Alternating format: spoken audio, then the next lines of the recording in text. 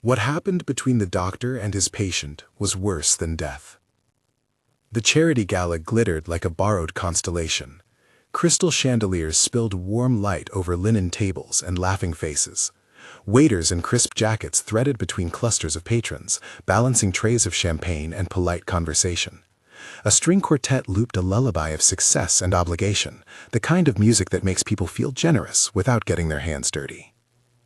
In a corner, under a softer lamp that did not reach the center of attention, a little girl sat in a wheelchair. Her name was Emily. She was 10, her hair braided with tiny green ribbons, her eyes bright enough to cut through the room's polished surfaces. Around her, voices shrugged her away like an unimportant clause in a speech. Some people glanced and looked down at their plates. Others made jokes that folded quickly into embarrassed laughter when anyone with standing looked their way. A few younger guests, students from the program's partner school, shifted uneasily and then moved on. Emily's world at that moment was a bout of small, repeated erasures. The conversation that slid past her, the hand that hovered and then retracted, the invitations that were never extended. Daniel Ward moved through the same room on hands and knees. He had been hired to handle cleanup for the evening, to clear plates and sweep crumbs that the wealthy left behind like a map of their evenings. His shirt was rolled at the sleeves. His palms knew the shape of a broom better than the shape of a scalpel now. He pushed a cart, and strapped to one corner was a folded handkerchief, worn linen, a faint monogram in a thread that had once been bright. The initials belonged to someone named Sarah, and Daniel pressed the cloth into his pocket like a promise he could not keep whole. He kept his head down. He had learned to keep his head down and keep moving.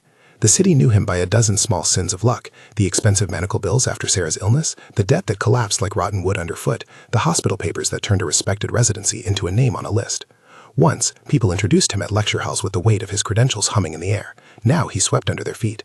He became a figure of practical invisibility, present but not accounted for, needed and then dismissed. Tonight, though, something happened that all his rehearsed invisibility could not hold back. He saw Emily look at the circle of dancers, then at the doorway where music poured out like a promise, then back at the room that had already decided who she was. He saw a girl's hands close around her knees, guarding herself from the rest of the world. He felt an old memory rise, sharp and patient, the voice of his wife, Sarah, saying, "See the smallest, Daniel. They are never the ones who forget to be human." That voice sealed itself into him. He could have moved on. His cart was half filled, his shift long. The handkerchief warmed in his pocket as if it had its own sense of urgency. He walked to the lamplit corner. "Would you like to dance?" he asked, and his voice was not the voice of a janitor or a lesser man. It held the steadiness of a person who had once been trained to keep others' fear steady with his own calm. Emily blinked, surprise softening the guard around her. She had been taught to expect glances that hovered like tests. "Can I?" she asked, surprised into courage. "Yes," Daniel said. He offered his hand with the modest ceremony of someone who believed a dance could be a kind of remedy, a small sacrament of attention. They rose. The quartet shifted into a slower song, and in that single, brief orbit they had, the world narrowed to hand and wheel and the soft creak of the chair's spokes. Her face rearranged itself from a person erased into a person seen. For a heartbeat, the place made sense.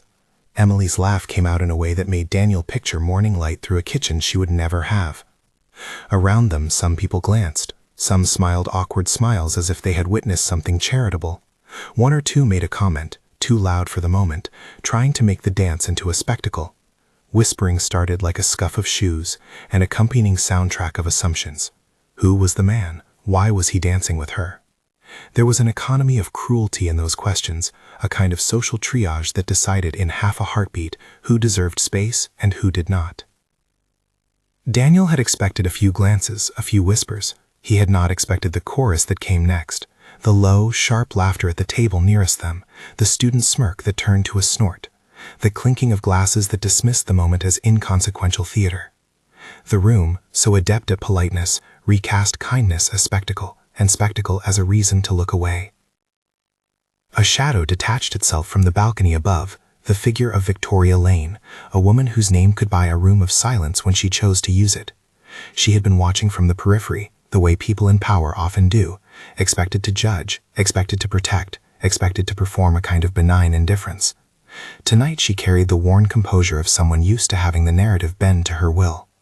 Her eyes tracked the scene downstairs. Something tightened in them, the way a rope tightened around a bell. She stepped down, not quickly, but with the surety of someone who knows the way a room changes when authority moves through it. When she reached the edge of the dance, she surprised even herself by recognizing the man whose hand steadied the girl. A photograph from years ago, an award given at a hospital symposium, came to mind.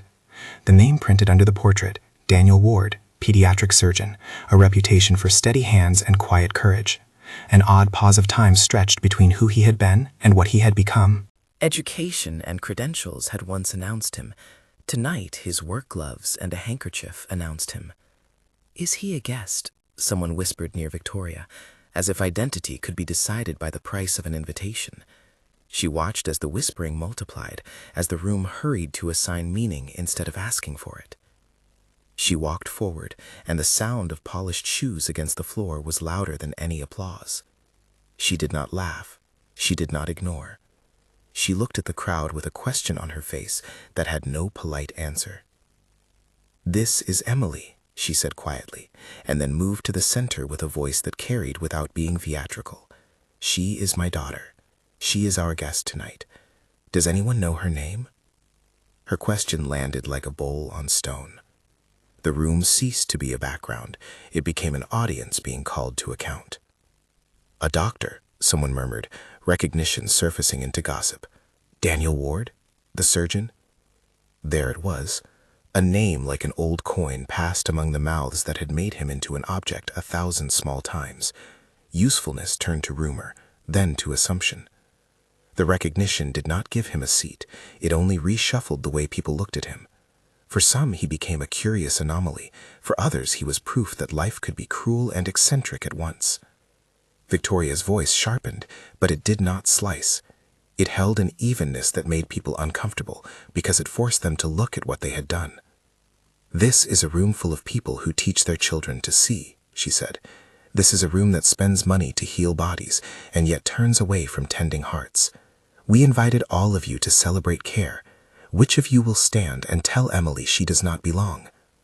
Heat rose in the room like steam. Some faces went pale. Mr. Henderson, the principal who had brought students as part of the school's outreach, looked down at his hands as if he had been caught holding a sin he did not remember borrowing. Mrs. Chen, who organized the school's volunteer shifts, blinked and then apologized with the brittle haste of someone who feared being in the wrong more than wanting to be right. The students shuffled. One of them, who had smiled cruelly before, now looked anywhere but at the girl he had mocked. Daniel felt eyes on him, the old kind, the kind that measured competence, that wanted to figure out whether the man before them had deserved a fall or had only been unfortunate. Victoria did not look at him with pity. She looked at him with the clarity of someone who had often bought solutions and had learned that purchases do not forever erase the cost of absence. "What happened here is not small," she said. "Dignity is not a charity. It is not a favor to be granted. It is a right to be upheld. If we are here to honor care, then we must honor the person who is receiving it. We must also honor the person who offered it." Her words unwound something. They were not an accusation flung recklessly. They were an illumination. The room shifted. Phones came out, not to mock, but to record, to save this moment. A woman at a nearby table, emboldened, stood and apologized to Emily, with a voice raw as if it had been repaired that night. The students followed, slowly, each apology a small bridge being built. The recording that would later become a video on social platforms began then. A shaky capture from across the room, the quartet's tune softened by distance, Daniel's hands level with Emily's as they turned. The clip would pass through 1,000 palms and 1,000 hearts, a little like a stone skipping across a still pond until it reached someone who threw their weight into the ripple and made it real. In the sudden quiet, Victoria stepped forward and did something else. She introduced herself to Daniel, not as a judge, but as someone acknowledging another human being's presence. "You were a surgeon, weren't you?" she asked, as if she were naming a fact she had looked up in an old program and not a person reduced by circumstance. Daniel let out a breath that smelled of toothpaste and coffee and the long nights of a small apartment. He nodded. "Once," he said, "before Sarah got sick. Before everything changed." He did not explain further. He had learned the economy of explanation. People nodded politely and then took the moral high ground without asking what it had cost him to arrive there. But tonight, the shallow pool of his resignation broke into a deeper thing, into the memory of Sarah on a winter morning, the flavor of grief like spoiled milk, the bills that refused to be kind. He had chosen a job that let him hold his daughter at night and hide the gaps in his CV from polite conversation. He had become, by degrees, a man who swept away the crumbs left by others' lives. Victoria heard, and her eyes softened in the way that people soften when they realize advantage is not always merit. "We need people who can see," she said, "not only those with the loudest titles. Will you stay with us for a moment? Tell me about Sarah. Tell me about Lily." They moved to a chair at the edge of the room, and Daniel told her what he could. Small, honest things. How Sarah had loved crossword puzzles on the back of paper napkins. How she left the world with a handkerchief folded into his pocket like a benediction. How Lily used to nestle at his shoulder and say, "Daddy, are you fixing the world?" in the uncomplicated logic of a child who thought every adult carried a toolbox. Daniel answered simply because he had nothing to sell and only memories to trade. Victoria's expression shifted into something like shame. "I've built hospitals like this," she said. "Funded wings and satellites and shiny equipment. I believed sometimes that giving was enough. I thought money could close the gaps I did not see. I didn't ask whether the gaps were being closed with attention or only with things." She was not confessing to a sin, she was admitting blindness. It mattered, in a crowd full of those who liked their charity neat and unexamined. Victoria's admission dissolved the last of the crowd's permission to pretend. By naming her mistake, buying solutions without understanding need, she turned an act of kindness into a question of communal responsibility. News of what had happened threaded out from the room. The shaky video spread at the speed that small, shaming miracles do. People watched and felt convicted. Others watched and felt the thrill of catching someone else at a mistake. Social media does what it always does. It amplifies, it judges, and it occasionally calls people to answer for a small cruelty they had assumed would be invisible. But this time the amplification carried the wrong kind of fire. It brought supportive messages to Emily's mother, to the students, and to Daniel. It also brought an argument about whether public shaming could actually repair harm. Voices rose online, some defensive, some contrite. The ones who had laughed now found their laughter looping on timelines. Some parents texted apologies. A teacher sent a long, shaking message about the pressures of reputation. Mr. Henderson reached out to Emily's family, promising to run conversations with the students about dignity and inclusion. He did not try to minimize his responsibility. He wanted to be better, and that naming mattered more than the speed of the apology. Not everyone reacted well to the spotlight.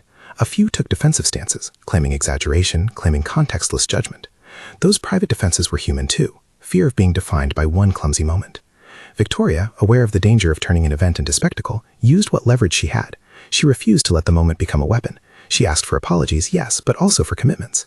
She suggested a program to fund inclusion workshops at schools, the public kind that teaches children to see each other, and offered to help Emily access every resource her family needed.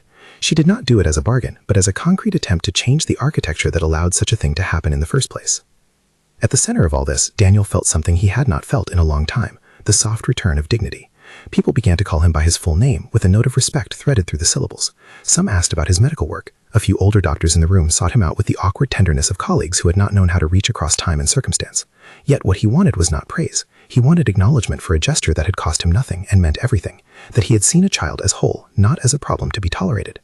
Victoria offered him a position, an odd job by title, but a position nonetheless. She wanted him to advise on a new community outreach initiative at the hospital. It would not make him a surgeon again. It would not erase bills or the habit of watching his daughter sleep. It was, however, an invitation to be visible as someone with something to give beyond the custodial uniform. She did not make a spectacle of the offer. She did not promise to buy him a life. She asked if he would be willing to help design a program that taught dignity as a practice rather than a donation. Daniel hesitated. A man who once decided in operating rooms knew the difference between a life-saving intervention and a small, steady change. He did not want to be paraded as a token. He wanted to be part of a work that would teach children how to stop making people vanish. "Will you let me help?" Victoria asked. He thought about Sarah's handkerchief, about Lily's small question. "Yes," he said finally, "but only if it helps people actually see each other." Quiet nods followed, and then the room found a way to fill itself with a gentler noise, conversations that were not about impressing, but about fixing. Some who had laughed before came around and thanked him honestly, with embarrassment, with effort. A girl from the nearby table who had once made a cutting joke now volunteered to help with a summer program. It was not a grand reversal. It was a collection of small, real steps. In the days that followed, The video continued to circulate. The tone shifted from voyeurism to responsibility. People wrote about the way simple attention can feel like rescue. There were articles about social invisibility and how wealth sometimes buys the illusion of care without demanding the labor of paying attention. The students who had mocked were asked to write essays on dignity, and many did so with a surprising openness. The apologies were public and private, some tentative, some more honest. For Emily, there was no dramatic cure in a single day. There was instead a string of moments where she was invited into circles and activities that had previously been closed. The viral moment had made restitution possible, not by destroying those who had erred, but by asking them to repair what they had broken. Daniel's life did not become a storybook overnight. He still cleaned rooms and still rose at 5 with Lily's small body curled beneath the blanket she had stolen from Sarah's drawer. Money was a steady, practical worry. There were still nights he woke up and walked the apartment, one hand on the banister, feeling the hollow where the future used to be. But the dignity he felt in being seen helped him sleep in a way that money had not. There was, too, a small, tender detail none of the headlines could capture: Lily's excitement. She watched her father with the kind of admiration only a child can give, blind to rank, immune to the currency of status. When the community program started, Lily showed up with an oversized backpack and a determination that made Daniel's chest ache. She sat on the floor with other children, traced the wheels of a toy car, helped Emily learn a new game. Where adults saw charity, children saw company. Lily's insistence, her simple refusal to let anyone be alone, became a model for people who had forgotten how to be present. There was one evening, months later, when the apartment felt full in the way it had once only dreamed of being. The floors were not newly varnished, and the curtains had cheap rings, but there were more voices than mere echo. Emily had come over to play with Lily after school. They braided hair with enough concentration to make the room sacred. A radio hummed in the background. Daniel sat at the small kitchen table, the handkerchief folded beside a mug of tea. He watched the two girls chase each other with a string of paper dolls they had made, and when one of the dolls got stuck beneath a chair, both girls leaned together to pull it free, laughing without pretense. Outside, the city kept on being what it was: loud, relentless, indifferent in many ways. But inside, a modest apartment that had known grief had been repopulated with small mercies. Daniel would never pretend his losses had not been heavy. Grief had left a geography in him that would always matter. Yet he had discovered that grief could widen compassion rather than close it. Sarah's voice lived inside the handkerchief and in the way he learned to look at others who had been pushed to the margins. At the community center later that year, there was a small celebration to mark the first cohort of the inclusion program. Victoria gave a speech that was not about herself. She spoke about listening, about the work of teaching children to notice those who are typically invisible. She thanked Daniel for taking a risk that night, not a dramatic risk of surgery, but the quieter risk of stepping into a room where others had decided his place. Daniel stood by, hands folded, as applause washed over the ceremony. It was not for him, he thought. It was for the work beginning. After the event, Emily rolled up to him, her face flushed and earnest. "Will you dance?" she asked, the question a mirror of that first night. He smiled and extended his hand. The room was full of people who had learned a lesson by living it instead of being lectured. There were still those who would never learn. There would always be people comfortable with the economy of looking away. But tonight, there were more hands reaching across gaps than not. The dance was not a performance. It was a continued practice of presence. There is a way the phrase "worse than death" often tries to nudge us into recognizing the extremity of exclusion, to be seen as less than human, to be treated as an absence rather than a presence, to feel like one's life has been folded away by other people's indifference. That is what the room had tried to do to Emily with its jokes and its polite avoidance, execute a social erasure that can sometimes feel like a living death. What Daniel offered, simply, was to refuse that erasure. He did not do it to be a hero. He did it because it was the only thing he could remember his wife asking him to do. The restoration that followed was not a miracle in the sense of an instant cure. It was made of apologies, program funding, awkward conversations, and the stubborn presence of people who decided to see. It included public acknowledgement, yes, but more importantly, it included the slow work of change. A principal who asked the students to listen, teachers who rewired lesson plans, a wealthy woman who used her resources to insist on accountability rather than spectacle, and a man who kept sweeping and also kept showing up. People asked Daniel if he would ever go back to medicine. Some urged him, as if credentials could be reclaimed like a lost wallet. He smiled and told them he was not sure. He loved the work that healing required. He had been trained for its highest demands. But he had also learned that healing could look like a dance in a corner of a gala, or like a child being invited to a table. He had found that dignity could be the most immediate form of mending. There is an answer in that. Dignity is a practice. It does not always pay bills, or reinvent professional tools, or heal bodies, but it repairs the social fabric that makes people feel like their lives matter. In Daniel's case, acknowledging his previous work as a doctor did not become a ticket back to status. It became a lens through which others saw the cruelty they had been rehearsing. In Emily's case, being seen did not mean she vanished into a narrative of pity. It meant she returned to the center of children's games and to the warmth of being invited. On a winter morning, maybe a year after the gala, Daniel sat on the steps of his building and watched Lily and Emily chase each other down the block with paper crowns askew on their heads. The city hummed with its usual indifference, but the girls shouted like small, unafraid birds. Daniel folded Sarah's handkerchief and slid it into his pocket. He looked up as Mrs. Chen walked by, and she paused to ask about a new volunteer shift. Mr. Henderson waved at them from across the street. Victoria, at the hospital, sent flowers to the program with a note that read, simply, "Keep teaching them to see." He had not been restored to the podiums of his past. He had been restored to something quieter, but no less necessary. The knowledge that attention can prevent a living death. The scandal in the room had been this. A community had practiced a kind of social killing out of convenience. The redemption was even simpler. Some people decided not to look away. If this story matters to you, if it says that dignity is not a luxury but a right, consider sharing it with someone who needs to be reminded. Small acts of courage ripple farther than we imagine. The title that once sounded like accusation, worse than death, now held a clarified meaning. It named the real danger in our everyday choices, the slow violence of turning a person into absence. The resolution did not erase the harm that had been done, but it offered a shape for restitution. People corrected their course, some slowly, and some with immediate contrition. Children learned to forgive and to include earlier than adults do.